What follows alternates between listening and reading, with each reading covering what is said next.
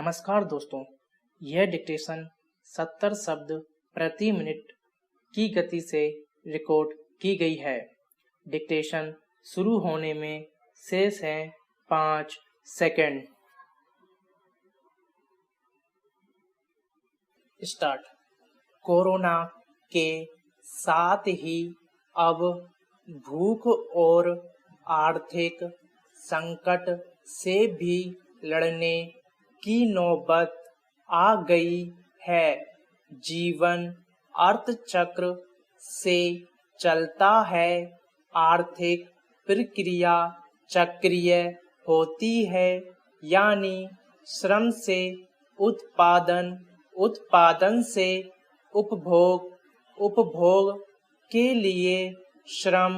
उद्यमी कह रहे हैं उत्पादन नहीं हो सकता क्योंकि श्रमिक अपने गांव चले गए हैं। बेरोजगार हुए श्रमिक के पास खाने को नहीं है और क्वारंटाइन का भूत उसे फिर रोजी के लिए बाहर निकलने से डराता है। सरकार के पास इतना अनाज है कि अगर जल्द ही खपत नहीं की गई तो इसके भंडारण, रखरखाव और वितरण का खर्च अनाज की कीमत का दुगना हो जाएगा। इसे जल्द से जल्द मुफ्त बांटकर सरकार का खर्च तो कम होगा ही, श्रमिक अनाज पाकर सरकार की व्यवस्था और उसके आश्वासन पर भरोसा कर गांव से बाहर यानी उद्योग, विनिर्माण और सेवा क्षेत्र में काम के लिए निकलेगा। हालांकि उसे बाहर निकलते ही ठेकेदार जकड़ लेगा।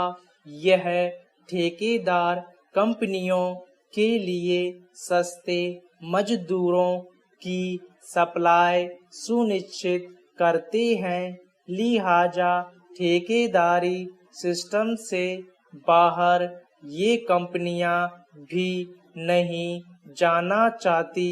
यहीं पर सरकार की भूमिका शुरू होती है।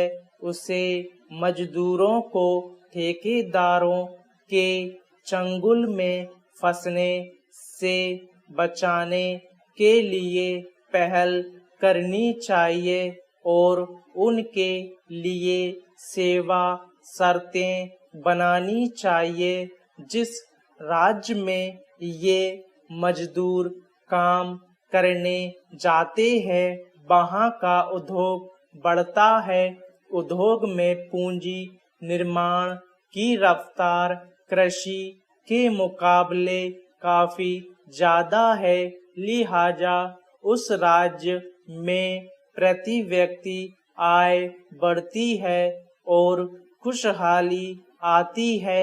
सरकार को उद्यमियों, बिल्डरों से अंशदान लेकर इन मजदूरों के बच्चों की पढ़ाई, स्वास्थ्य और सस्ते अनाज का प्रबंध करना चाहिए। श्रमिकों को फिलहाल अनाज चाहिए और सामान्य खर्चे के लिए कुछ धन भी, लिहाजा वर्तमान में सरकार एक पंथ और दो काज कर सकती है। मुफ्त अनाज बांटकर इनमें अपने प्रति विश्वास पैदा कर सकती है, साथ ही अनाज के भंडारण पर लगातार बढ़ते खर्च को भी शून्य कर सकती है। लेकिन सरकार यह इसलिए नहीं कर रही है कि वित्तीय घाटा बढ़ जाएगा।